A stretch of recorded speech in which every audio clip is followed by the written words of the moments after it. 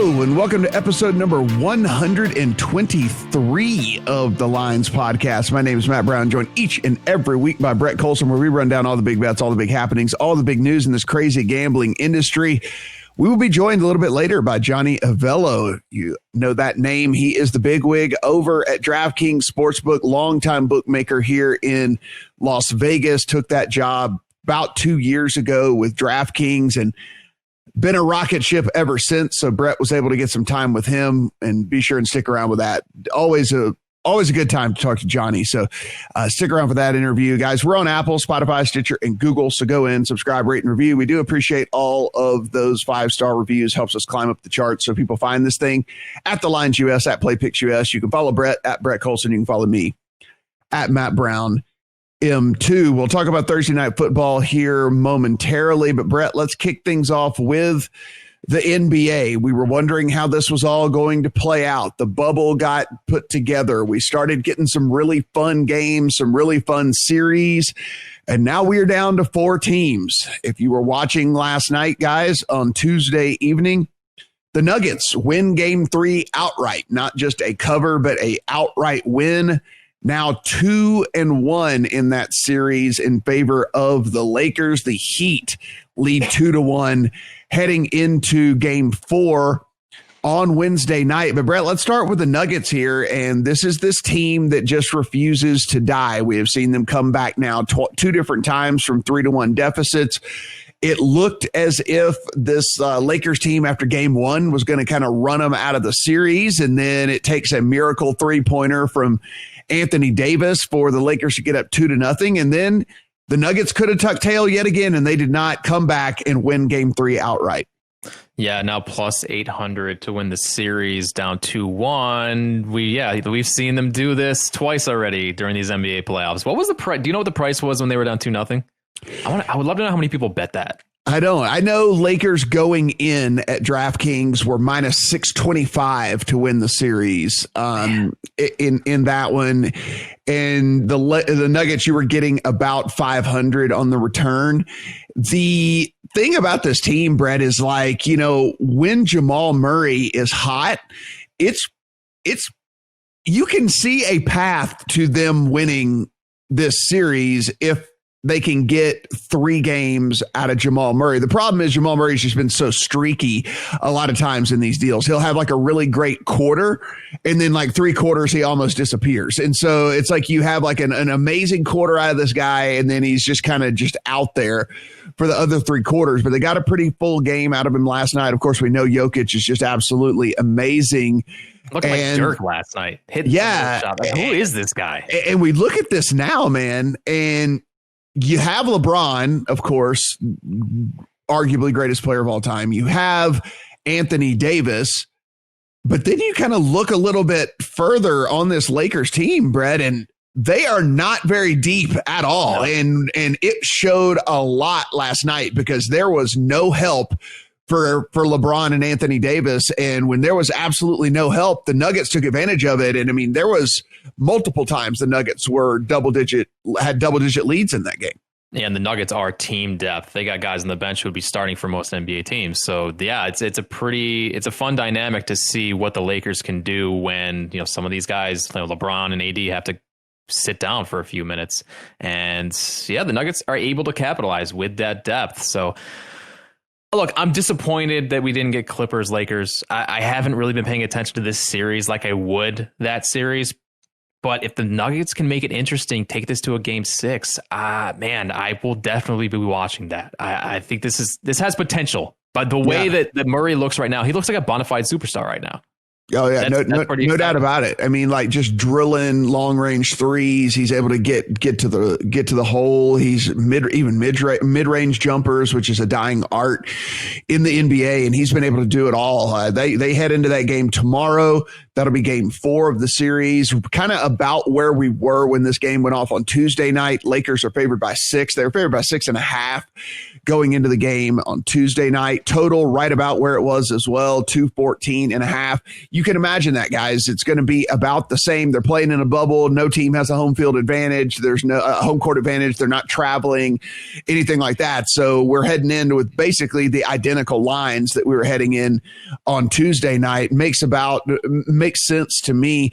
Brett, I mean, you mentioned that series price here. It would be Nuggets at 8-1 or nothing for me. I mean, obviously I'm not getting in the practice of laying 1,400 to win 100 very often, especially in a series where we have seen now, look, Anthony Davis doesn't hit a three-pointer coming off of a screen, basically falling out of bounds. And we're talking about a 2-1 lead for the Nuggets here. And we are looking at this series completely different. This conversation we are having right now is completely different than we're sitting at right now. So, I mean, I think there might be a little bit of value at 8-1 on the Nuggets there. Maybe. Yeah. You probably could just roll over the money line, I suppose. Yeah.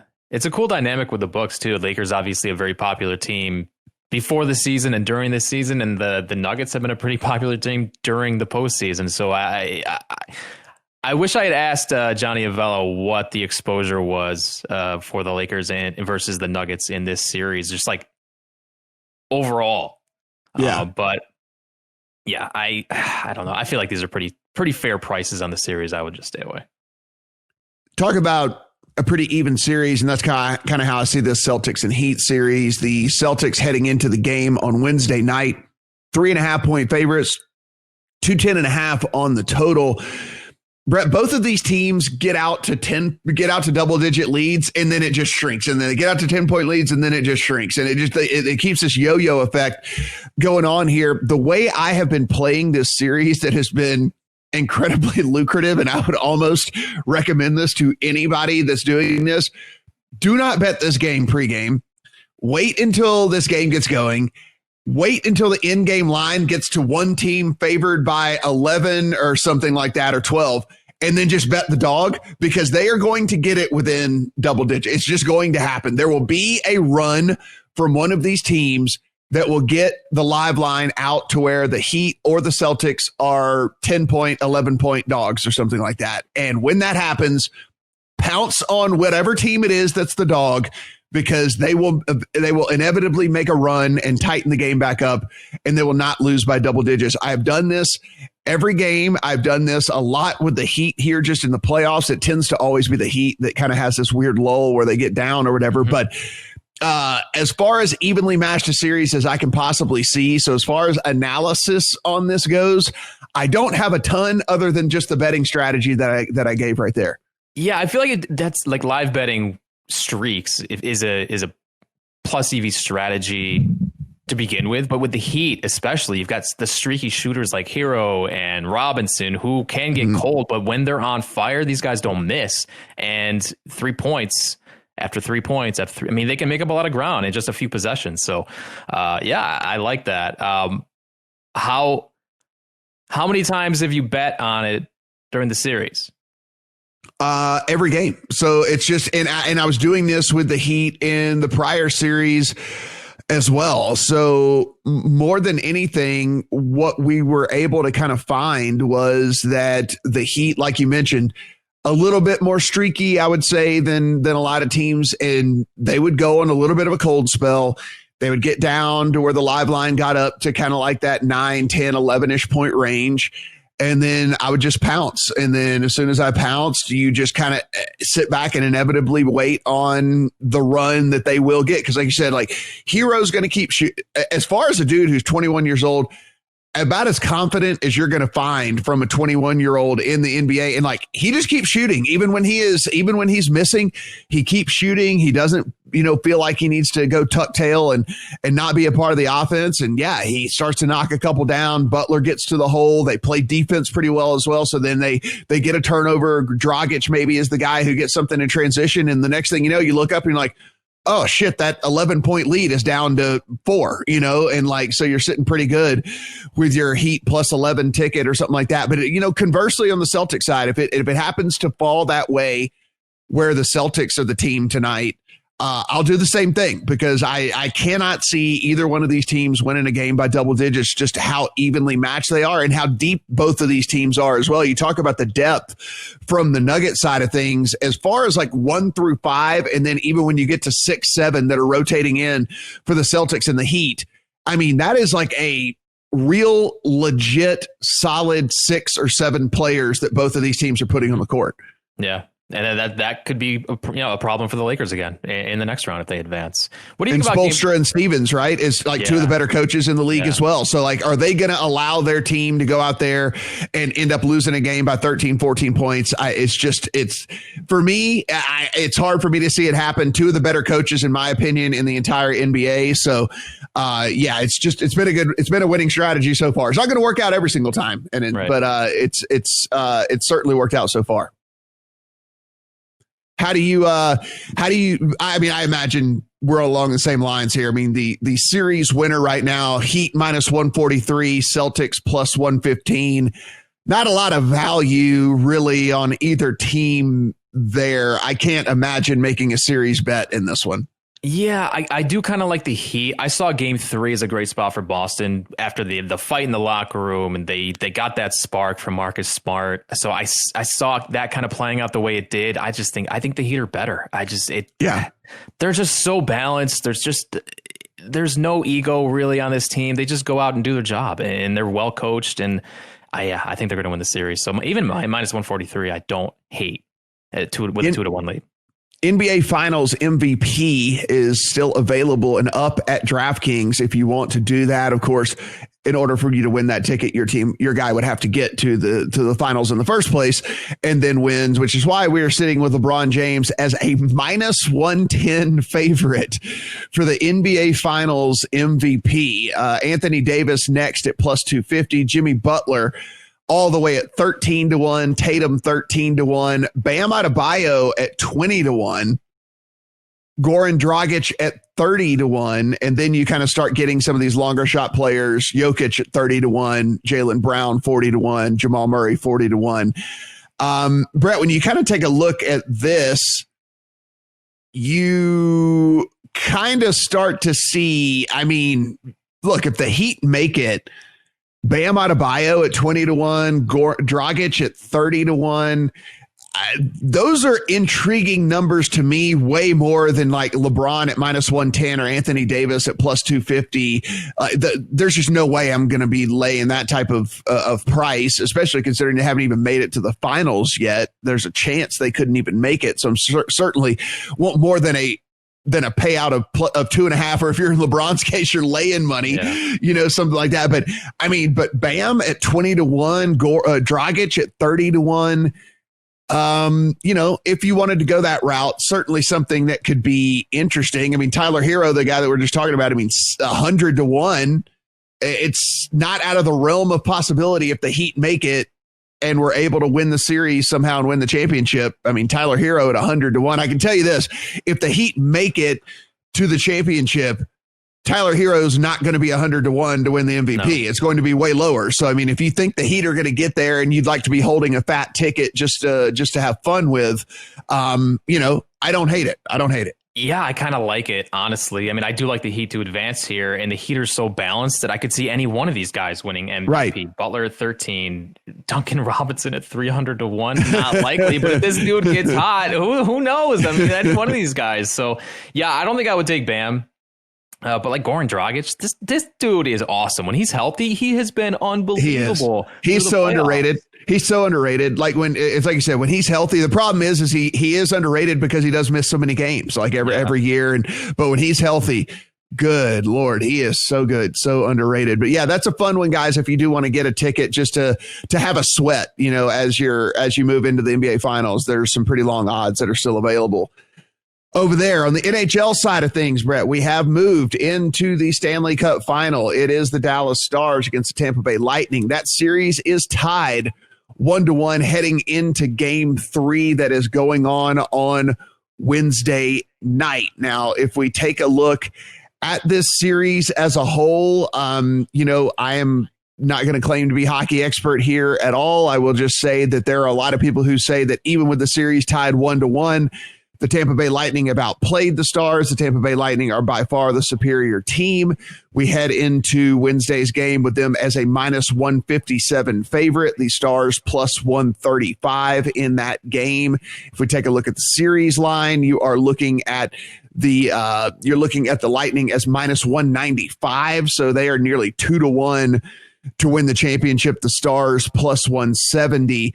Brett, what have you seen so far out of this? And do you think that the Lightning justify not only the big favorite that they are in Game 3, but the nearly 2-1 favorite for the Cup championship? Well, yeah, Tampa Bay is the better team. That was very evident in the Islanders series, which broke my heart. All my Islanders equity went down the drain. There's no questioning that Tampa Bay is the better team in this series as well.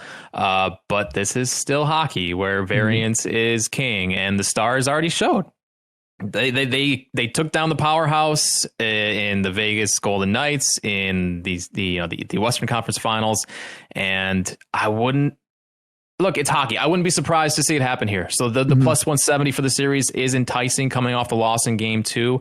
I would imagine most of the money has come in on Tampa since that game, both in Game 3 and for the series. So the price is more than likely inflated on Tampa right now. So there might be some bounce back value on the Stars. That's the theme, really, is that, anything can happen in this sport. And Dallas is a good team, too. So I like the underdog at this price. It is going to be, listen, playoff hockey is super incredible fun. Hopefully you guys have been watching it. I mean, I really kind of only start to pay attention to hockey once the playoffs roll around. And it has certainly been exciting. And so I would highly recommend tuning in if you have, multiple televisions, because as we mentioned, there's all kinds of sports going on at the same time. So hopefully you got multiple screens going on out there. Hopefully also you did not listen to me on the podcast that I did solo last week and fade Bryson DeChambeau, because I was on a full fade of Bryson DeChambeau, and all he did was go out and not only win the thing, but be the only golfer that actually finished under par for the entire tournament. I did not think Bryson's game was going to translate to this course. Whenever we took a look at how the rough was laid out and you kind of see how that was, the thought was is you were going to have to keep it in the short grass if you were going to have a chance. And what did we have, Brett? Instead, the two guys in Bryson and Matthew Wolff, all they did was just rear back, hit it as far as they possibly could. Did not matter at all whether they hit it in the fairway or not. They actually missed nearly every single fairway. Because everybody was missing fairways. Yeah, like nobody could hit a fairway all week. On Saturday and Sunday, they basically missed every single fairway that you could possibly miss. And instead, they were just so long out there that they were able to kind of muscle it through the rough and still were able to play these greens in regulation. And it is something that is going to change the way that I look really at all tournaments moving forward, because it does not matter if they're hitting it into 5-inch rough, which they were, but when they're hitting it 360 and 370 and 380 on these drives down there, they're still so close to the hole that it doesn't matter that they're hitting it in this ridiculous rough. And so I thought it would be too much for them. I learned a lesson through this. Like, these incredibly long hitters might be able to bully some of these courses like this. And really the only thing that's going to come into play is going to be if we're ever playing on incredibly windy courses or anything like, stuff like that, as opposed to, there's a whole bunch of really gnarly rough where that did not come into play at all. And Brett, I mean, listen, all I can say is I was wrong about Bryson DeChambeau. Fortunately, I had the one thing I did tell you guys last week that I hope you hit, and I hit as many times as was able to bet, was the Tiger did not make the cut. And so the one of the things that we've always been able to do, and Brett and I have talked about this several times, is take advantage of Tiger Woods' popularity when it comes to the betting market. And there was no way in the world that Tiger missing the cut should have been +165. The guy had not played in a month and a half. The guy was coming back out to one of the toughest courses in America and playing in a field that was as deep as you're ever going to see when it comes to depth and quality of opponent. And you're getting you're getting over 1.5 to 1 for him to miss the cut at plus 165. And that actually saved my week because I was able to bet that so many times that, the fate of Bryson didn't come into play here. How did the U.S. Open betting wise play out for you? Were you on a fade of Bryson or were you able to get a little piece of him? I wasn't on a full fade. I sound like a broken record here because I say this all the time, but it's like bet Bryson outright or bet against him in every matchup or both. Like that seems to be the play with this guy because he gets to a point in the tournament where he'll have a full mental meltdown and not care what happens the rest of the way. We saw that at Memorial when he posted a 10 on 15. He went full tin cup just to prove a point.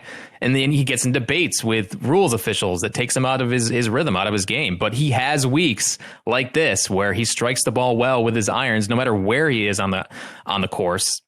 And the distance definitely helps. And he can run away from the entire field with the way he hits the ball off the tee and putts it. He's an incredible putter too. Like the guy is just so good at everything except his approach game, but everybody was struggling because everybody was in the rough this week. And it's going to be course dependent a lot of times with these distance guys.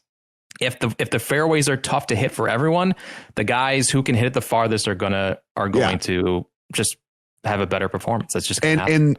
And that's a great point. Like I thought, and guys that I was a little bit heavier on, and I shouldn't say it was a total bust. I mean, obviously, if y'all listen, I had Xander as top 10 bets. I had, I was able to get through with a lot of the top 10s and top 20s and things that I made and all that. I just lost all the head to heads where I bet against Bryson, which was unfortunate. The other thing that I saw play out, I was talking about, I was really high on Collin Morikawa because of the reason you said. Like I thought that he would be able to keep it in the fairway while everyone else was not, and then that would play into his spectacular iron game. Well, like you mentioned, nobody was able to hit fairways, and so when you're not the longest guy and you get by on the precision of your irons, but you can't be precise with your irons when you're hitting out of 5-inch rough and things like that. And so, it didn't play out. Learned a little bit here, and it's certainly something as we head into the Masters that I'll tell you what. I'm glad to be holding a Bryson DeChambeau 33 to 1. Oh my God. Masters ticket because he is now 8 to 1, guys, to win the Masters at DraftKings. And Brett, when you and I were basically saying, hey, just bet Bryson top 5 every single tournament, right when the bubble kind of started and they had just come out of quarantine, when he was playing so incredibly well, I looked at some of these futures and I was like, oh, they had Masters odds up. And I was like, 33 to 1, I'll go ahead and take a flyer. I figured I'm going to get the best of it. He'll be 25, 20, something like that. So like, I'm going to get the best of it at 33 to 1. 8 to 1 is Bryson DeChambeau over at DraftKings heading into the Masters. Rory at 10 to 1, Dustin Johnson 11 to 1, John Rahm 12 to 1, Justin Thomas 14 to 1, Xander Schauffele 16, Brooks Koepka 18. By the way, Brooks Koepka did not play in the U.S. Open. He was injured, so just keep that in mind if you want to bet Brooks Koepka in this tournament. Tiger, here we are, Brett. Tiger 20 to 1. Now, I understand Tiger's more success at this course than anyone in the history of the game. I understand he loves playing at Augusta. I just think we have gotten to a point in time, and I hope Tiger proves me wrong because golf is better when Tiger's at the top of the leaderboard. But you start looking, and these guys that are below him, Morikawa, Reed, Cantlay, Webb Simpson, like all these dudes who have played much more consistently, whose games translate much more to today's game. Tiger at 20 to 1 will be getting exactly $0 of my dollars, and hopefully there'll be inflated prices yet again whenever these matchups get posted, whenever these other props get posted, and I'll probably be on a full Tiger fade as well. Same, but I don't feel good about it because it's still Tiger Woods at the Masters. Right. Like, I don't love it, but yeah, I mean, it's auto fade for me just because everything gets inflated when he steps on the course, especially Augusta. Yeah, that was a great read on DeChambeau. I was thinking the same, like try to get DeChambeau futures for some of these majors well in advance. I just couldn't pull the trigger just because Bryson has not played well at the Masters. Doesn't have a single top 20. But man, he's just He's the guy who can just go out and win every week. He's the same as DJ. Just, you bet him outright, and he's probably it's probably a plus EV bet, bet because they can just run away with it. So yeah, great. That's a great price on plus 3,300 because plus 800 right now at DraftKings is definitely not touching that price, but no. I mean, listen, while I still think he's probably definitely the favorite as we head into here, as we see how he can just kind of bully a course, 8-1 against a field again, where all of these guys have been playing some really amazing golf. I mean, despite the fact that none of them were able to get under par. I mean, Xander Schauffele just battled. I mean, it was a struggle for him. I mean, a battle for that course, but still was as bad as he played and on stretches of holes was still able to pull out a top 10. And these guys that you can see just their game mentally, physically, everything is just so incredibly good here. I mean, Brett, we'll talk more as this gets a little bit closer, but you start to look at these odds and you're kind of like, man, it's only 10-1 on Rory. It's only 11-1 on DJ. It's only 12-1 on Rahm. It's like, what are the odds that one of the top 10 players in the world doesn't win this tournament? You probably don't feel good about it, but man, it's just so hard to bet these outrights when you're only getting 10 and 11-1 because one guy wins a golf tournament. It's like one guy. So you bet these 10-1s enough, you're just going to lose. You're going to lose money. It's very hard to turn a profit. Look at some of these guys in this middle tier. They're all great players. Reed, Cantlay, Simpson, Decky, Adam Scott, who I always bet at the Masters, at 33-1. Right. I will probably have that in my account because it's Adam Scott at the Masters and he hasn't done anything this season and nobody's betting him. So I might wait to see if he drops. But yeah, it's just, Tyrrell Hatton, 66-1. There's just so many good players in golf right now that could still win this tournament. Right. That it's tough to find any value. A Finau who's always in the mix just can't seem to get it done. And he's sitting here at 40-1 and you're kind of just like, man, I know I understand that he has less of a chance to win than Rory McIlroy or Jon Rahm. And I get all that, but at 10-1, if you're betting McIlroy and Rahm and DJ every week and they're 10, 11, and 12, only one guy wins. So you're definitely losing two of those bets. And so now your 10-1 is really only 7-1 or 6-1 because you're making these other bets. And so it's just very, very hard. Very, very hard to turn a profit when you're betting these guys that are the favorites, week in and week out, especially when you're looking at such small numbers. So maybe we'll find an edge in some of the head-to-heads. Maybe we'll find an edge in some of the top 10s or top 20s or something like that when we get close. But hard for me to recommend any of these outrights as we sit right now. Just going to be pretty tough for me to recommend any of those. Brett, you are sitting pretty on a few different tickets right now, and I'm very happy for you. I'm feeling very, very good for you about those tickets you're holding. We are in, guys. I know this seems crazy because y'all remember Brett and I doing the preview videos for these, but we're in the final week of the baseball season. There is 5 games left for most teams. There were some different makeups and things like that. But again, by and large, there's about 5 games left in the season for every team out there. And it is pretty nutso that we're already at this point. One of the other things that is pretty crazy here is how things all played out. And we didn't really talk about this here on the pod, so we'll give you our quick opinion on it. But the playoffs, and it does not matter if you are the 1 seed or not, we are heading into a best of 3. Yes, a best of 3 in the first round of the playoffs. So you could finish, let's just say, for example, a ticket that you're holding, the Tampa Bay Rays, or let's say a ticket that a lot of people are holding in the Los Angeles Dodgers, and you are a team that went 39-16, which is where the Dodgers are sitting right now. But you could go into a series, which, by the way, it is shaping up where it could be very possible, Brett, that they face off against the Reds in the first round. And let me tell you, that was the one team you and I kept talking about that you didn't want to have to play because they can roll out 3 top-notch starters, and we're talking about a best of 3. Like, we are going to be on this podcast in 2 weeks, and we're going to be talking about a very high seed getting bounced because they just ran into a buzzsaw in one of these early rounds right here. And it is crazy to think because hopefully if things played out, the Dodgers would actually get the Brewers as opposed to the Reds right now. Like, that's if it started today. But like, it could change, right? I mean, it could change. It could end up being the Reds. And I'll tell you right now, the Dodgers do not want to play the Reds. No, nobody wants. Yeah, nobody with that pitching staff in a 3-game series. Nobody wants to play the Reds, and it's exactly what we talked about before the season. With this staff, like, that's a dangerous team in a 3-game series. It's a crazy dynamic in baseball this year. Like, you look at some of these teams at the top. I'm going to be looking at some of these teams. Like, maybe like the Reds are 40-1 to win the World Series right now. I think that's pretty good value, honestly. But even like the Brewers, the Cardinals, teams that are like going to get that, 6, 7, 8 seed maybe, who I feel like people aren't going to recognize the value on some of these long shots in a 3-game series. Just bet them to win the series and then maybe advance to the World Series. Who knows? Like, there's crazy things are going to happen in the baseball playoffs this year. It's going to happen more than any other year that we've seen.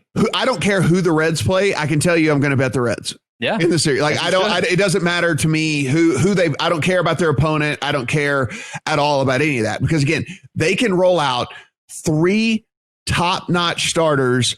And like, it's not like their lineup of hitters is a bunch of schlubs either, right? I mean, like, you're still talking about Moustakas and Castellanos and like all, they still have a bunch of big bats. They finally called back up Aristides Aquino, like a guy that they were service timing down there, despite the fact that he came up and was basically Babe Ruth at the end of last year. He hit like 14 home runs in 16 games or something like that. They called him back up. I mean, there's Joey Votto, while he's not hitting, he's still walking, so he's still getting on base. So he's at least still on base for people to knock him in. And Reds are going to be a scary team. Definitely a team I'm going to bet. This is heading into yesterday, Brett. They'll update it at some point today, but I don't think with the way the games played out yesterday, too much changed here. In the American League, it would be Rays against the Blue Jays, White Sox against the Indians, A's against the Astros, and then Twins against the Yankees. And the National League side, it would be Dodgers and Brewers, Braves and Reds, Cubs and Marlins, Padres and Cardinals. And yes, guys, you heard me say that correctly. The Miami Marlins are in the playoff picture as we sit right now. Now, the National League is kind of jumbled. So these 5 games actually mean a lot in the National League. The American League is pretty set. I mean, the Blue Jays, I guess, could like go 0-5, I guess, these last 5 games, and maybe something could change. But the American League is pretty set as far as the teams. Now, the National League could be all over the place here when it comes down to it. But yes, as we sit right now, a team that I know I said on the pod. So Brett, when we get things right, if we're going to say, cool, we got things right, we have to say when we got things wrong. I said the Marlins are going to be one of the 3 worst teams in all the league. Now here they are sitting in the playoffs. It's 2020. What the hell do I know? This is a team that the team had COVID at the start of the season, and they've got better World Series odds than the Reds right now. What happened here? Definitely something we did not predict. Yeah, the playoffs are going to be chaotic. Like, I see here, I feel like I've got the futures market cornered right now. I've got 4 World Series tickets in my account. All of them are crushing the market. And once the playoffs start, I'm not going to feel good about it because it's a 3-game series. Any one of these teams could go down in 2 games. Yeah. So yeah, it's going to be crazy, man. I think the only thing the other thing that I think that we didn't get right, and again, we always need to point out that we didn't get right here on things. But look, crazy season, it is what it is. But we said pump the brakes on the White Sox, and the White Sox actually went out and won. Well, are winning the division. They've clinched a playoff berth regardless, so they're going to the playoffs regardless. They are 34-21. The Twins are 34-22, and then the Indians are 31-24. So in the next 5 games, they could all hopscotch each other and things like that. But regardless, they're going to the playoffs no matter what. And Brett, I thought we were talking about the advanced statistics. We just thought that there would be regression. There were some guys that were on that team that had career years last year. We just did not think that was going to be sustainable to have yet again. And yet here we are with Tim Anderson hitting 353 with a 387 OBP. Jose Abreu hitting 332 with a 379 OBP. You got Yasmani Grandal coming back with a 354 OBP. I mean, these guys are just getting on base. They're using their power. They're getting things done. Luis Robert, their rookie, while he did kind of trail off a little bit towards the end, still put up a bunch of counting stats. He hit 11 home runs. He did steal 8 bases. So, I mean, he did what he was supposed to do for this team.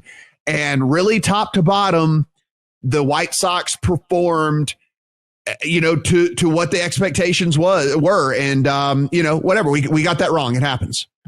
Yeah, I like them at 50 to 1. You could get them at 50 to 1 at Fox Bet for a while before the season started. I love that. But yeah, I mean, they got steamed all the way down to like plus 2,500, even like plus 2,000, I think, in Vegas. They were just a super popular, sexy team before the season. So yeah, that was a stay away for us at that price before the season. But man, they have looked good. They've got pitching too. Yeah, they're dangerous. Yeah, they're definitely dangerous, and a team that we'll be watching. I mean, it's a team that's 10 to 1 here to win the World Series over at DraftKings. So just 10 to 1 on your money for the White Sox. And I mean, when you got guys like Jose Abreu, like I said, hitting 332, 379 OBP, 19 home runs and 56 RBIs, like it's rough. It's top to bottom. They are going to be a tough out.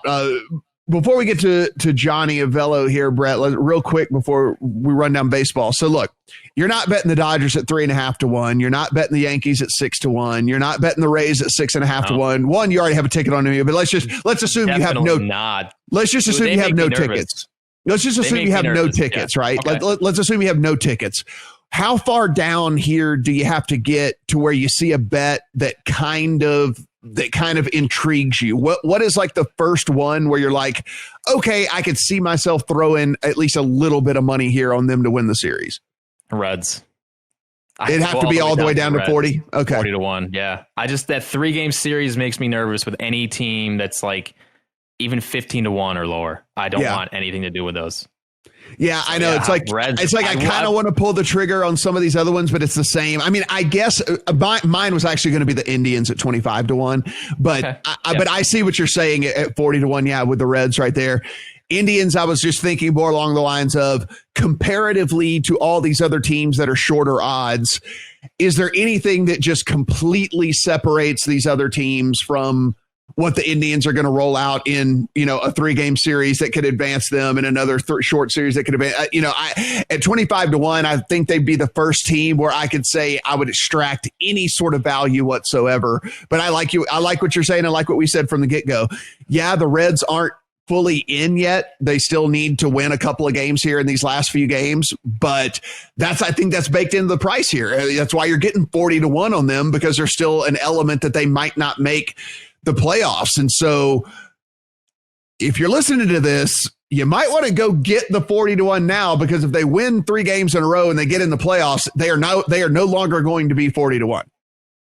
Yeah, I mean, if they get in, I like them just as much as like the Braves or even the Twins. I think they're built to do well. So that's a team. Can you get better than 40 to 1? I haven't shopped around for the Reds yet. Maybe I should to see if I can get a better price somewhere. But is 40 to 1 the best you've seen? It was the best that I saw when I was looking around. Terrible radio. Yeah, well, it was the best that I saw when I was looking around the other day, at least anyway. But yeah, it's. I would definitely be looking kind of in that range. Yeah, because it's 35 at FanDuel, so it's 40 at it's 40 at DraftKings. I mean, I think that's probably where you're going to get your most value there. But as we say always, I mean, be sure and shop around to make sure if you're going to bet any of these futures that you're getting the top number that you're going to be able to get on any of those. But there's just remember as well with these futures, these numbers can change drastically over the course of just the next few games, because teams right now, you're getting longer shots on them because they have not fully made it into the playoffs yet. So just remember that if you want to go and kind of get down on some of these, you're going to need to do it relatively quickly, because some of these teams are going to start clinching berths. And when that happens, these numbers are going to fall. So just keep that in mind as you're going about it. Brett was able to catch up with Johnny Avello, who runs the sportsbook team over at DraftKings Sportsbook, a longtime veteran of the sportsbook industry here in Las Vegas. And Johnny was able to sit down and give us a few minutes, and definitely stick around and listen to what he has to say. One of the coolest guys to talk to in all of the industry.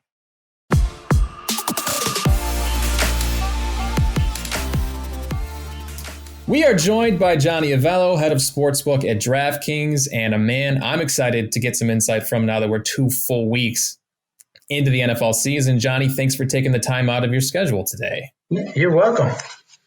So first, the big story from the weekend was, for me anyway, was the moneyline favorites. Obviously a huge day for sports bettors who had parlays and teasers with some of these big favorites that all seemed to come through. I saw a tweet last night that said DraftKings was looking at a potential $10 million loss for the week if the Saints covered on Monday night, which they did not. So that was at least one win for you guys. But give us a recap of what week 2 looked like from your end. Yeah, it started off with the one underdog was the Rams, and the Rams were actually played against the Eagles. And then everything just kind of snowballed. You had the Bucs win and cover. You had the Steelers win and kind of cover, kind of fell somewhere in the middle of the two numbers we opened and closed. You had the Cowboys win in the miraculous game over the Falcons, who just totally just fell apart at the end, and looked like coaching was non-existent in that game. And it continued like that for the morning games. Then we got to the afternoon games, and the Ravens won easily. The Cardinals won easily, and the Chiefs won by 3. But we had not only side money but money line money and for parlay, so that helped us a little. But it still compounded everything that was already in play from the morning. And then the night game was the Seahawks, and then we all know what happened there. Yeah, the parlays were obviously huge for you guys. I saw another tweet regarding a different sports book that said KC LA Chargers was the biggest result ever at their book for a regular season game. I think there may have been some misunderstanding there about whether that was handle or just the amount of exposure on one side. Obviously, a lot of money came in on the Chiefs. How did that game look at your book as far as like splits with the money line? And you guys must have done okay with that game on the spread at least. We did on the spread. Yeah, we opened 6.5. We closed 8. So obviously a big move there on the spread itself. So that helped. But certainly with the Chiefs just winning the game, if it was just a normal split for other games during the morning session, I don't think that game would have hurt us much. We actually would have made money on it. But the way everything was structured early, it just compounded the loss. So what has been your biggest takeaway from the first 2 weeks of NFL during a pandemic? We've got no fans in a lot of stadiums. Some have a limited capacity. We've got overs hitting at an incredible pace. You can make several different arguments as to why that's happening. So talk about the challenges your team has faced in regards to moving lines and just sort of adjusting on the fly during these unprecedented times. Are there any moments in particular that stand out so far? I don't feel like it's that unusual of a season as far as the way the games are going. Certainly home field advantage is in play, as it would be normally. And maybe the quarterbacks and the players can hear everything a lot better. The refs can see things a lot clearer. And so maybe the games are a little bit more cleaner as far as calls are concerned. It's a regular football year. The good teams are good. Some of the rookies or second and third year players are starting to come around and play well. Some teams are just not. Things aren't going well for them early. The Vikings, the Lions, Atlanta. But to me, it's not that unusual of a season as far as the way things are playing out so far. Yeah, the big question for me going into the season was home field advantage. Have your impressions of home field changed from before week 1 to now? We've only got a 2-week sample, but we now have seen most teams go home away. What's your take, Ben, on just how much advantage there is with nobody really in the stands? It's probably a little stronger than I thought. If you give somebody a 3, which is maybe an average, and then maybe not even an average, less than 3 might be an average.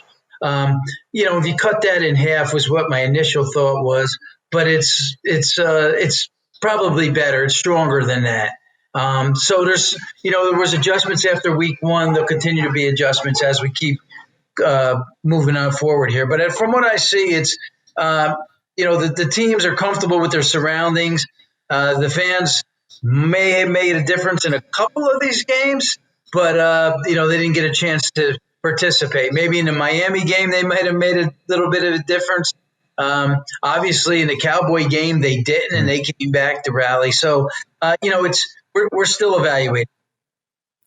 The other big story from week 2 was the injuries, some major ones: Nick Bosa, Saquon Barkley, Christian McCaffrey, in addition to some key wide receivers. Michael Thomas didn't play on Monday night. Chris Godwin out. Devontae Adams had an injury. No major quarterback injuries, so we haven't seen a lot of movement in the markets, but these are still key secondary players. How do you approach these types of injuries week to week and in futures markets? Well, you have to decide if they're, and figure out if they're coming back. If they're not coming back, then obviously that changes it. That changes everything, especially for a team like Denver. They're just so banged up and Locke's out now, and with Miller, the whole defense is decimated, and they still played well last week. But that's a team you have to raise up significantly, which we did. Some of these other teams, like the Lions, maybe could have won a couple games, but didn't. So you raise them up, but not too aggressive. And then on injuries, just in general, like you said, there's no major quarterbacks out, but the Panthers don't look like they're going to be, a competitive team for a playoff spot. And without a guy like McCaffrey, that's a team that also was raised and don't have high hopes for them moving on. Others, forget the injuries. Some teams are just bad.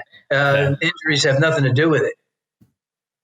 So yeah, which teams have been the biggest surprise to you so far? The Eagles definitely are near the top of the list for me. The Lions, my Lions futures are, I don't know. I'm not feeling great about my Lions futures right now, but I feel like that's still a team that could turn it around. Are there any teams that you were kind of high on coming into the season that you totally changed your opinion of after 2 weeks? Well, the 2 New York teams I thought would at least be competitive, and they don't have a win yet. So I thought they might have at least a win between them. Buffalo looks like a team. They finished well last year. They had a good season, and they picked up where they left off. But I'm a little surprised how well they actually are playing. Josh Allen looks really good so far. I knew the Steelers would probably bounce back this year with Roethlisberger's last crack at it. Vikings are very disappointing so far. I think they're probably one of the most disappointing teams in the league so far. Tampa Bay doesn't look as good as everybody anticipated, but they are 1-1. There's a lot of time to go, a lot of football to be played yet. So, yeah, speaking of Tampa Bay, they were among the sexier teams in the futures markets before this season. Futures are my favorites, so I'm always paying attention to how odds move. Where's the money been coming in since week 1 in Super Bowl futures markets? Ravens and Chiefs have drawn quite a bit, and rightfully so. They both look really good. Saints drew some money, but they'll cool off now a bit. Packers certainly have, with their 2 impressive wins, a lot of points. So it's what have you done lately, and that's what's drawing the money in the future market. So we talked about it was a losing week in week 2 for the sportsbook. These weeks happened, but DraftKings gave away even more money to one customer this week as part of the $100 million giveaway. It was a free promotion at DraftKings. All you had to do was sign up for the survivor pool to be entered into this random drawing. There is an awesome video of the guy who won the moment he saw the money hit his DraftKings account. He was on a golf course with a friend. Just a really cool promotion. Tell us about how this all came about, what the response has been like from customers, how many people signed up for this survivor pool. It's huge. Yeah, that's what it was. It was a survivor pool, and the great part about that survivor pool is you did not have to be in a jurisdiction where sports gaming was legal. So we had users sign up from everywhere, and it's great for us, for people to be exposed to DraftKings, to see our app, to see all the offerings that we have, so that when we go to those states where those people are, and sports betting is not legal at this particular time, they'll know exactly who to sign up with. You know what I mean? Yeah. So the promotion was great. It worked exactly the way we wanted it to. A lot of users, a happy final customer, and we'll continue to do promotions like we do every single week. We had, the first week we had the Chiefs plus 101 points, and we paid out roughly about $20 million on that. So we're no strangers to paying out the money. What's your favorite promotion been so far? I mean, you guys have been creative with a lot of these different things. Has there been one that you've been particularly proud of? Well, I watched the team back east do that, and they're really good at coming up with some, unusual things. I love the pools. I love the election. We have a free-to-play pool, and there's an election pool in there you can play. I like that one a lot. We did one for the Derby with about 8 or 10 different options. I like that one a lot. I like the weather ones we do. So I just think the team's real creative at coming up with just new offerings. Yeah, it's fun. And we bang the drum on this podcast for like different ways to get the customers involved and keep them engaged and excited throughout the whole season. So I look forward to what you guys come up with the rest of the season. Johnny, thanks again for taking the time today. It's a strange season to be betting on the NFL, although you make it sound like it's just a normal season. But we hope to have you back on the podcast here in the next month or so, maybe, to talk about what happens in the coming weeks. Thank you very much, Brett. Have a good day. Want to thank Johnny Avello for giving us some of his time. One of the best guys to talk to in all the industry. Brett, I said it before. I mean, I've been fortunate enough to have a relationship with Johnny for several years here in Vegas. And now that he's over at DraftKings, of course, we're able to talk to him a little bit more than that. But look, stories galore. Hopefully one day we'll get him to be able to come on here and just talk about random things that used to happen in the sports books around over here in Vegas. But great guy, and very happy to have him, in this industry, in kind of one of these up and coming companies as well, because, we talk about a lot of these old school guys have been around a long time, and they're not in with, some of these new companies. And so to have him at DraftKings is pretty cool. It is, and I definitely wanted to hear some of his insight after a crazy week in the NFL where the favorites just went nuts and so many injuries too. So yeah, to get his thoughts on how they adjust with some of these injuries was a familiar voice joining us here for the rest of the pod in Brad Allen. We're going to talk some NFL guys, and I don't know if this is hyperbole. Maybe this is just recency bias because, again, we always remember what is closest to what's happened most recently. But Brad, I'll start with you here. I do not remember waking up on a Monday morning and there being as much impactful carnage as there was this Monday morning. And when I say impactful, there's injuries every single week in the NFL. We're getting used to that. But when we're talking about guys that actually change the way we view games, guys that change the way that we view teams, guys that we might look at a team differently as how we will bet them moving forward. I do not know. I cannot remember of a Monday that has happened like this in any time soon, if at all, in my lifetime. Yeah, I mean, a lot of people were linking it to the lack of training camp. There's not necessarily evidence for that, but I think as bettors, I think it could be an opportunity. Like, it is quite tough for people to just model out exactly how this is going to affect these games coming up this weekend. So I think, if you're willing to put in the time and study the replacements and all this kind of thing, that there is probably some opportunity if you know your players. Yeah, Brett, what do you think about these injuries from top to bottom here? I mean, of all of the ones that we know about, is there kind of what's your like top 2 or 3 that you're like, okay, wow, this definitely changes my perception of this team overall.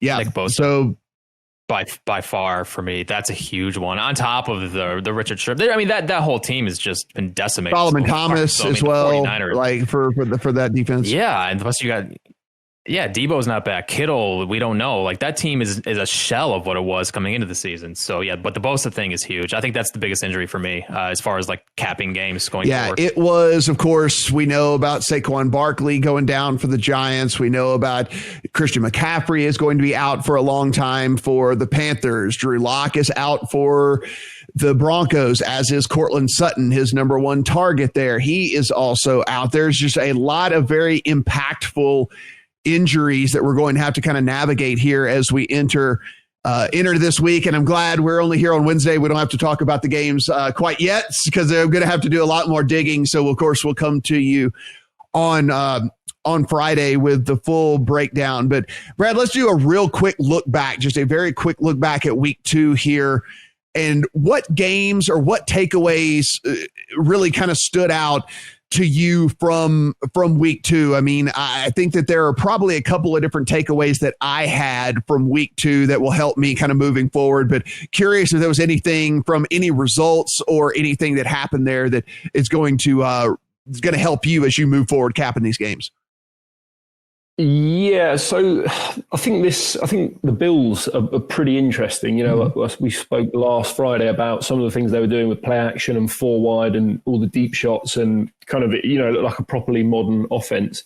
And then they come out again. Josh Allen, after his first 300-yard passing game last week, comes out and puts up 400 yards. And I was just looking through some charts this morning, you know, things I like to do in my spare time. And the Bills, if you strip out garbage time, they are the best team in the league currently by EPA added, which I thought was pretty fascinating. And then, like at the very, so they're top right of the chart. At the very bottom left is the Jets. When you strip out their garbage time, you know, they did that last week against the Niners. I think they had about 200 yards before the very last drive of the game, where they went 80 yards for a touchdown to kill some unders. But before that, they didn't move the ball. It was the same in week 1. So those two stood out when you strip out garbage time. Bills are as one of the best teams in the league, and the Jets is one of the worst in the league so far. Brett, what from week 2 did you kind of pull out of any of these games, if anything, that maybe will help you at least mold how you're thinking moving forward? Where to begin after the worst betting week of my life? Well, I want to get your thoughts on the Saints. The Saints were a team that coming into the season, I was a little skeptical about after all the injury luck last year, the positive turnover variance they had last year, another year aging for Drew Brees. Drew Brees looks terrible. I mean, we've talked about him the last couple of years. We saw, you know, the decline, but man, he looks bad. And without Michael Thomas as that guy, that automatic mid-range target, this is a different offense. I mean, it's all dump offs to Alvin Kamara. When you start seeing them play a good defense, they play the Raiders. They shredded the Raiders on Monday night. Big deal. I want to see them play a good defense and see if they can actually move the chains, because that is a team I am worried about. If we're going to see them play the Packers this week, a game we will definitely be talking about on Friday, because that's a very interesting number. We'll peel the curtain back. I can tell you this: the 3 and a hook is already in my account for the Packers, and that was one of the first bets I got in my account. Was that I just don't? This Saints team is a shell of itself. Especially they were getting by on their defense the past couple of seasons as it was anyway. And if you're going to let the Raiders kind of march up and down the field on you, play keep away, not be able to get them off the field on third downs.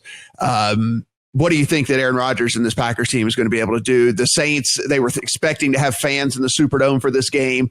They ended up on Friday, this past week, decided they are not going to allow fans into the Superdome. So it's going to be an empty stadium. So no home field advantage at all in that one either. So yeah, if that tells you anything, Brett, I do have the Packers 3.5 already in my account. I think for me, the big thing is this is kind of a prove it week for me for some of these teams, like the other bet that I have in, and we'll break the games down on Friday. But another one that I quickly got in my account before I think that maybe it starts to run is the Titans at under a field goal against the Vikings. I'm just prove it to me, Vikings. Prove it to me that you are not one of the bottom 8 teams in the league. And if you prove me wrong, then prove me wrong, and I'll take the loss on the bet. But you're getting absolutely no pressure on the quarterback whatsoever. Kirk Cousins looks like one of the 5 worst quarterbacks in the league right now. And so it's kind of a prove it week for me for some of these teams. And I think that that'll play out as we break this down on Friday as well. I'm not buying into this whole buy low on the Vikings thing where people are trying to play that off. I'm like, buy low? Buy low on what? I mean, what am I buying? Yeah, I can buy a piece of shit car, and get it for a few $100, but I mean, the car won't run. So I mean, what do you mean buy low on? What am I buying, Brett? I mean, come on, dude. This team. They're not good. They're not good at anything. So yeah, I don't know. It's going to be a prove it week for me in the NFL for sure. But let's kick things off here as we do on Wednesdays with the Thursday night football game. At DraftKings right now, the Jaguars are 3-point favorites, a total of 48 in this one against the Dolphins. Of course, the Dolphins being the Dolphins, man, just going out and hanging in games and just kind of being scrappy and Fitzmagic, just crushing your soul whenever you think maybe you just have things completely locked up. It's sitting at 3 over at FanDuel as well, but it's a juiced 3 on the Dolphins if you do want to take the field goal with them there. Actually 47.5 there, so a half point off on the total. So Brad, let's start with you and let's go ahead and kind of start looking at breaking this game down. Of course, it's in Jacksonville, so there's no weather concerns really here, anything like that. We're going to be looking at a game in the 80s. I mean, it'll be a little humid, I guess, but both of these teams are Florida teams, so we're not worried about them being, succumbing to the heat or anything like that. A 1-1 Jaguars team and an 0-2 Dolphins team. Yeah, so I'll tell you where I think might be interesting to start, or possibly should have talked about in the last section, but I think it's relevant for this game, is the overs coming in, hitting around a 60% clip so far through these 2 weeks. And 20 and 12, yeah. Yeah, so, and I think there are reasons for that. I mean, obviously, so we've talked before about the lack of tackling practice, this kind of thing. The refs have stopped calling offensive holding. That's just fallen off a cliff. And then you think about the lack of crowds. That's another positive for offensive linemen. They don't have to deal with that when it's third down and the crowd are going nuts. Normally, they've got ideal conditions for that. And then maybe intensity as well. You think about these defenses getting fired up. It must be hard to get quite the same level of intensity just in an empty stadium with without 80,000 people going nuts. So it all seems to favour the over, which obviously has played out in the field as well. And I don't know if I'd say books have adjusted some, but I don't know if you look across all the totals whether it's gone up by much. It's maybe a point or two, and then some of the higher total ones that they've whacked up really high, like in the Cowboys game. So my first look here was the over. And I guess you start with both teams are actually top 10 in success rate, which I found pretty interesting. The Jags are the Pro Football Focus's 5th best graded offense through 2 weeks. They're 7th in success rate. Their offensive line ranks 3rd in ESPN's pass block win rate. So so far it's a real good offense. And I guess they were kind of overlooked in the offseason. All the talk in the offseason was the Jags have lost all these defensive players. They're going to be a 3-win team. But actually, and they've got a 5th-round quarterback, blah, blah, blah. But Minshew's playing well. As I said, he's grading well. And so Jay Gruden's coordinating this offense. He's had a lot of success. You remember he was in charge of those Bengals offenses when they went 11-5, 5 years in a row with Andy Dalton in there. He was in charge of some good Redskins offenses. They seem to have an offensive line. They've got the wideouts. They've got Keelan Cole, DJ Shark, Dede Westbrook, if he's still there. And so I think they can definitely put up some points on this Dolphins team, which is also going to be missing Byron Jones. He went out in the first series last week, and the Bills promptly went after his replacement, Noah Igbenogany. He's a first rounder. They went after him for 11 targets, which went for 145 yards and 2 touchdowns. So, I think the Jags can definitely put up some points here, and then it's up to Fitzmagic to keep coming back, which I think he can do. I know, it's pretty crazy. As you mentioned, Byron Jones likely not playing here. Xavier Howard actually was limited in practice as well, so that's something to monitor as we head in. Devontae Parker limited in practice for the Dolphins. Shaq Lawson limited as well. We're looking here, Brett, at a team, as we mentioned, the Dolphins, in a short season, but in the short season, are dead last in Pro Football's coverage rankings, so giving it up through the air a lot. And listen, this Jaguars offense, Gardner Minshew not only getting it done with his legs, but with his arms as well. The guy goes 339 and 3 touchdowns last week. You're looking at kind of this like Laviska Shenault, who they drafted, who they're lining up in the backfield a little bit. And he's getting touches there. Then he goes out wide.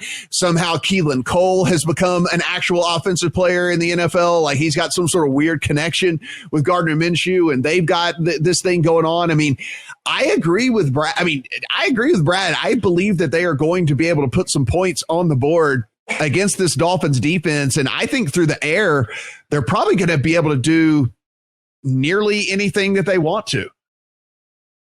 First of all, I hope I'm not the only one that's really excited about this game. These are my 2 favorite quarterbacks. They're all personality. Nobody has more fun playing football than Gardner Minshew and Ryan Fitzpatrick, and they're already having fun with each other in the press. Stashes versus beards.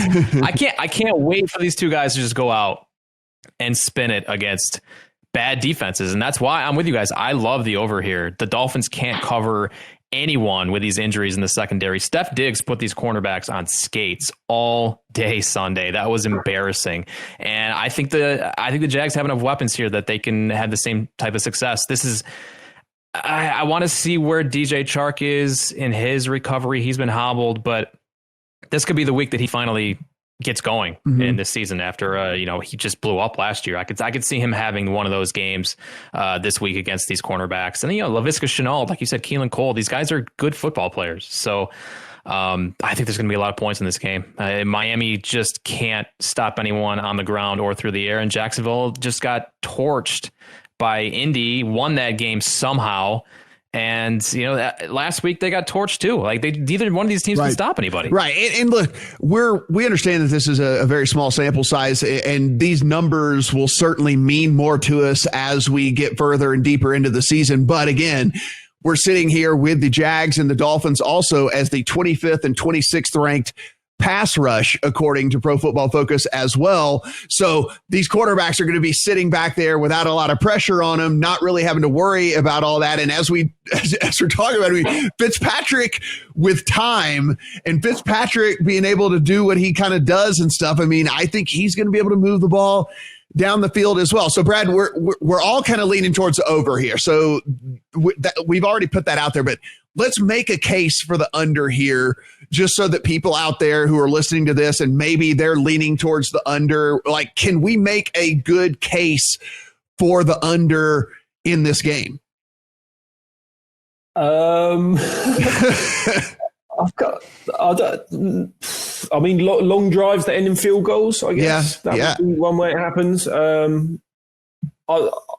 I'm breaking the matchups down. I don't really see how you would get to the under. Well, I'll give you more reasons for the over if you want, because so again, one of the things about the Jags at the start of the year, last year, one of the worst run defenses in football, which generally a bad run defense favors the under because the other team can, if they've got a lead, they can just run it out on you. But this year they've played two of the best rushing offenses in the NFL, in the Colts and the Titans, who we would expect to be kind of top 5, top 10 rushing teams, and they've given up 3.7 yards a carry to those two. 9th ranked run defense despite that tough schedule.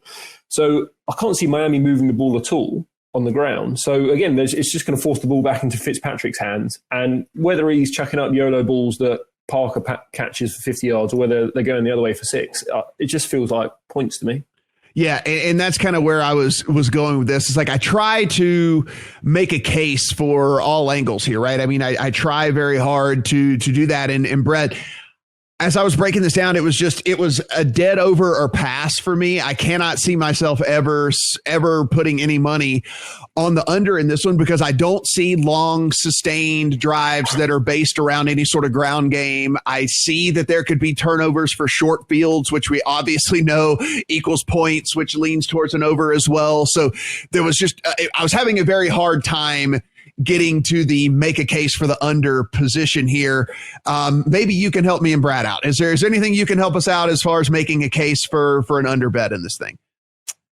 Let's see. A lightning storm that causes like a 3-hour delay, which puts these guys to sleep. Like I honestly, I don't know. I can't make many cases for the under here. I mean, it is Thursday Night Football, which is the least predictive game of the week as far as like trying to cap this, because we don't know what these teams are going to look like on short rest. So I guess that's the one concern. Is this could just end up being like a 12-6 like ugly ass game. Yeah. Because neither one of these offenses are great.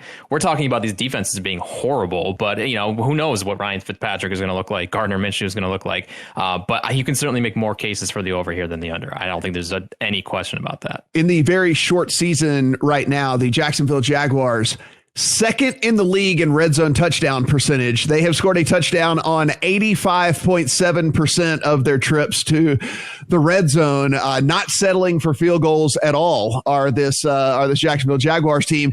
When you have a quarterback like Minshew, you are not kicking field goals, man. You're getting into the end zone, obviously, with all of this. All right, so we've kind of laid out how we're going about it with that.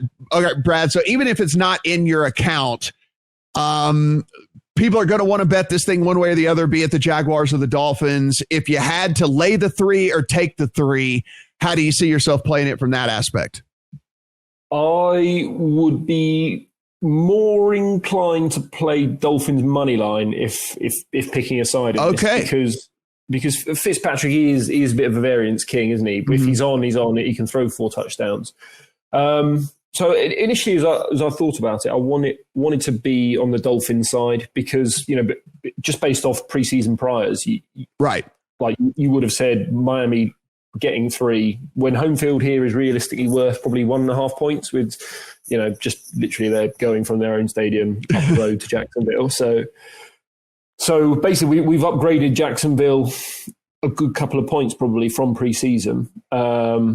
And as we said, they were probably a little bit lucky against the Colts. But then they were good against the Titans. I would say that red zone percentage is probably that's going to regress to more, like 60% rather than 85 or whatever they're running at. So that would be an argument against Jacksonville. But again, as I say, their success rate is showing that it's not all smoke and mirrors. They are putting up, there is something to this stuff they're doing. So yeah, I found it hard to find a side I liked, but would just go with Miami just based off just preseason priors, basically. Brett, same deal. I mean, we know we're more interested in the total in this one than we are on a side, but people are going to want to bet a side here. If you had to go one way or the other, what are you doing? If you can get a soft 3 or even a 2.5, I like the Jags, which seems crazy to say, but this Miami team is still finding its identity. So many new pieces on this team, both on the staff and on the roster. And the Jags, like Brad said, have been playing really well. I mean, since before week 1, has there been a team that has adjusted this much in the market? Maybe only like Philly and the Rams. Right. I mean, this team has been upgraded quite a bit. So I kind of lean Jags here, but the play is the over. Yeah, same. I lean Jags, but it won't be in my account here. I will be looking at some of these player props, I think, as well a little bit. I mean, I understand we're definitely a little bit higher on the offense in this than most, but I mean, look, Gardner Minshew sitting at a 263-yard passing prop, which seems a little high to me. I'm going to dig into that a little bit more. Probably would play the under on that one. Gardner Minshew rushing yards is also at 17. I kind of like the over, man. Like, this dude just takes off running like left and right. Like, I mean, like, he is not afraid to tuck the ball and take off running. So another kind of prop there that I would be looking at. And any of these receiving props as well, I think just from what we're saying, and I think you guys would agree, almost all of them would be either overs or pass. I can't see myself coming in on an under on, Keelan Cole at 47 yards or, Preston or DJ Chark at 52 yards or something like that. I mean, all of these seem like this game kind of could end up in some sort of shootout. I don't know. Brad, would you kind of agree with that sentiment that if we're expecting an offensive game and we're expecting points, we want to be correlated in our player prop plays as well, to where we'd be kind of looking more towards overs as opposed to unders? Oh yeah, for sure. A couple I liked was DJ Shark. He's going to be going up against the hole that is left by Byron Jones. So he looks like a nice over for me. And then on the Dolphins side, Mike Gesicki jumped out as a potential touchdown target. He leads the entire league in targets inside the 10-yard line. So yeah, and he's obviously, what is he, 6'7" or something stupid? So I can see Gesicki touchdown and DJ Chark overs. Just one more thing on the side. We've seen the last 2 weeks, the Jags, they've taken a lot of money on both Sundays, bet down from like 9.5, 10 to 7 or 7.5 both times. So someone influential in the market likes the Jags. So that could be something. Yeah, definitely. So, guys, that's where we're kind of at on this one. I think that this is going to be a fun game. I mean, I know it's crazy that we're talking about a Miami Dolphins versus Jacksonville Jaguars game on a Thursday, being a game that I'm really looking forward to. But I really, really am actually looking forward to this game. I think it's going to be pretty fun. Everybody thought the Jaguars were going to be the worst team in the league, and they have come out and decided that, you know what? Keep your Trevor Lawrence. We don't need your friggin' Trevor Lawrence. We've got Gardner Minshew. We'll let the Panthers have Trevor Lawrence. So that's kind of what's going on with all this. Again, thanks to Johnny Avello for stopping by and chatting with us on the pod. If you want to follow us on Twitter, that is at Brett Collson, at Brad Allen NFL, and then I am at Matt Brown M2. You can follow our main counts at The Lines US, at PlayPicks US, and of course we're on Apple, Spotify, Stitcher, and Google Podcast. For Brett, for Brad, I'm Matt. Talk to you guys on Friday.